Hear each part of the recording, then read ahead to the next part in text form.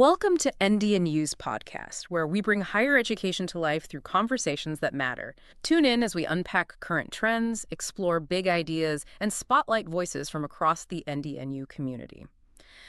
So today we are exploring the story of Dr. Kelly Vaughn. She is the Dean of the School of Education right here at NDNU. Yeah, and her journey is just, it is really fascinating. It really is. We are looking at how a pretty traumatic childhood event basically became the blueprint for her entire career. I mean, imagine being in middle school, which is already a tough age, right? Oh, absolutely. The worst. Right. And your family is one of the only Asian families in the neighborhood. Her mother was struggling with paranoid schizophrenia, and then their home gets vandalized with ketchup, motor oil, and racial slurs. It is just a stark image. That level of trauma could easily, break a student. But her principal, Mr. Taylor, he stepped in.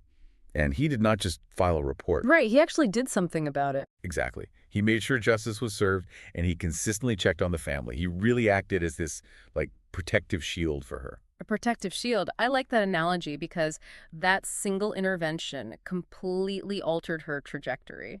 Which is wild because she actually got her bachelor's degree in Chinese history, not education. Yeah, she did. So how did she pivot from Chinese history to K through 12 education? How did that intervention translate to her stepping into the classroom? Well, Mr. Taylor became a family friend, and he actually brought her on as an intern at a local school district over the summer. Oh, wow. Okay. Yeah, so that little taste of substitute teaching just solidified things. She got her master's and spent the next 10 years as a middle school math teacher. 10 years in the trenches. Basically acting as that same protective shield for her own students, yeah. That is incredible. But then she shifts into higher education to become a professor. And I kind of have to push back on that move. Okay, how so? Well, anyone listening who works directly with people they care about knows the risk of stepping away. Doesn't moving to higher ed mean losing that direct personal connection with the kids who need her most? It is a totally fair point, and it is usually a painful reality for dedicated teachers. But her husband, who was also a veteran teacher, gave her a different perspective. What did he say? He basically told her she needed to teach teachers to create a multiplying effect. Her role had to change to meet her ultimate goal. Ah, the role and goal shift. So instead of just reaching her own 30 kids a year, she is equipping 30 future teachers who each reach 30 kids. Exactly. When she joined NDNU in 2008, she went from being a classroom protector to more of a systemic architect. Right, and the mechanism she uses to do that is the CRT-WC framework, which focuses on social-emotional learning and growth mindsets. Right, the Center for Reaching and Teaching the Whole Child. She is making sure every new teacher knows how to build that protective shield, and she took that systemic approach even further with the state assessments. The California Teacher Performance Assessments, yeah. Yeah. She looked at the data and proved that Latino, Black, and Southeast Asian intern teachers had much lower passing rates. Wait, but not because of their teaching abilities. Right, not at all. Her research exposed a systemic flaw.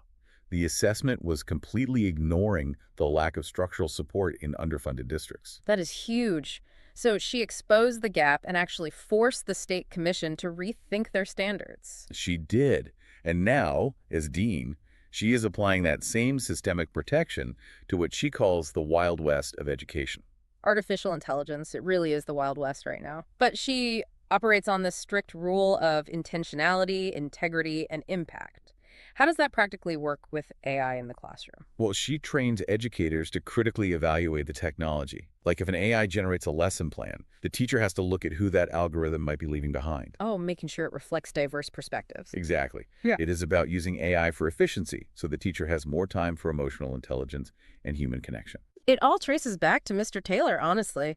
The main takeaway here is that education is fundamentally about human care. It really is. Which brings up a provocative thought for you as you look at the future of schools. As AI gets better at the mechanics of learning, will the teacher's role shift entirely from being an information provider to just being that emotional, protective shield? It is definitely something to think about.